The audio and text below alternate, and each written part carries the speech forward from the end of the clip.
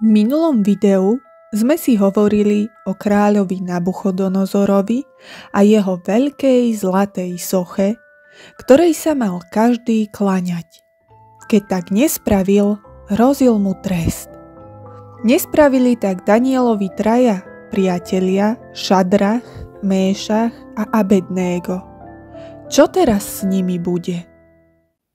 Mnohí dvorní úradníci kráľa Nabuchodonozora žiarlili na Daniela a jeho priateľov a preto sa potešili, keď sa im naskytla príležitosť zbaviť sa ich.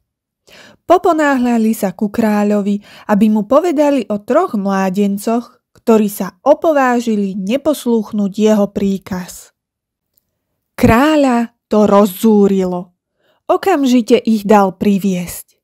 Je to pravda? Spýtoval sa. Že sa zdráhate a nechcete sa klaňať mojej soche? Som ochotný dať vám ešte jednu príležitosť, aby ste mi preukázali vernosť. Pokloňte sa a nehodia vás do pece. Nechceme nejakú druhú príležitosť, odvetili tí traja. Nebudeme sa klaňať nikomu, iba nášmu Bohu. On nás môže ochrániť aj pred ohňom, ale či nás zachráni alebo nie, my mu vernosť zachováme. Vtedy král vskypel od zlosti a jeho tvár sa znetvorila. Prikázal rozkúriť pec 7 ráz viac ako zvyčajne. Spútajte ich a hoďte do pece, rozkázal kráľ. Plamene, ktoré šľahali z pece, spálili však chlapov, čo do nej 3 priateľov hodili. Král sa na to zhrozene pozeral. Bol to spravodlivý trest pre tých, čo neuznali veľkosť pána.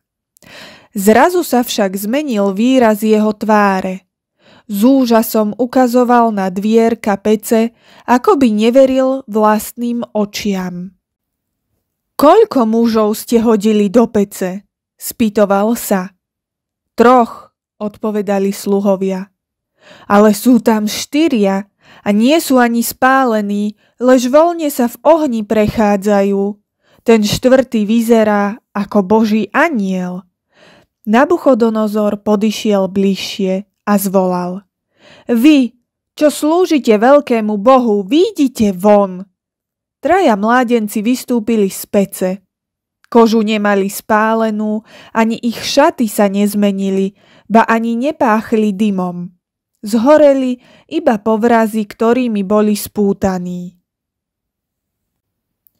Nabuchodonozor ešte raz nazrel do pece, ale 4. osoba tam už nebola. Váš Boh je veľký a zaslúži si chválu, povedal s obdivom. Potom sa obrátil k svojim úradníkom. Ich Boh poslal anjela, aby sa staral o mládencov, ktorí mu zachovali vernosť, hoci pritom riskovali život. Nech sa nik neopováži proti ním vystúpiť, lebo nejaký iný Boh by svojich služobníkov nebol takto zachránil. Nabuchodonozor bol sám so sebou spokojný. Domnieval sa, že konal správne. Jeho duševný pokoj však narušil ďalší sen. Dal si zavolať radcov a prosil ich, aby mu sen vyložili, ale nikto nevedel. Keď prišiel Daniel, kráľ mu povedal: Viem, že ti Boh všetko povie, preto ti porozprávam svoj sen. Videl som veľký strom, ktorý ustavične rástol a rástol až po samé nebo.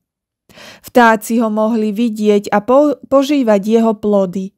Divé zvery líhali do jeho tieňa a vtáky si v jeho konároch stavali hniezda. V tom priletel anjel. Zotni ten strom, prikázal. Strom zoťali a ostal po ňom len peň, ktorý sa premenil na muža. Tento muž bude žiť voľne ako zviera, vysvetľoval anjel. Aj rozum bude mať ako zviera a všetok ľud všade spozná, že svet riadi Boh. Čo len môže môj sen znamenať, spýtoval sa kráľ. Chvíľu bol Daniel taký rozrušený, že nevládal ani hovoriť. Nerob si prosím ťa starosti, prívetivo povedal kráľ.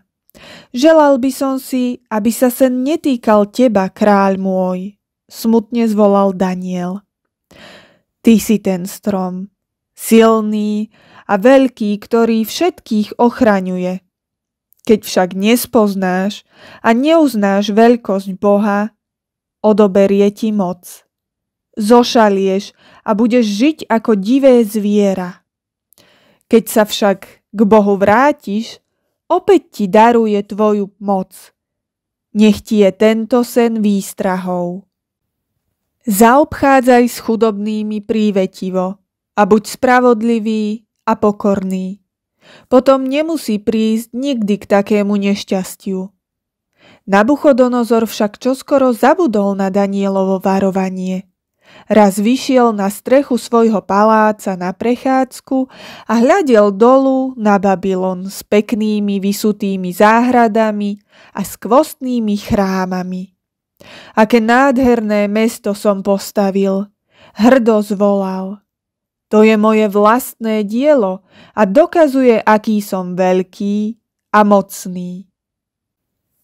Len čo to povedal, prišlo na kráľa strašné šialenstvo. Nevedel ani, kto je. Pobehoval krížom krážom po poliach. Žil ako divá zver. Jeho šialenstvo trvalo dlhé roky. Jedného dňa sa mu rozum opäť vrátil. Spomenul si, kto je, a keď spoznal, ako žil, zistil, že nie je všemocný. Iba Boh je všemohúci. Potom sa vrátil do paláca na trón.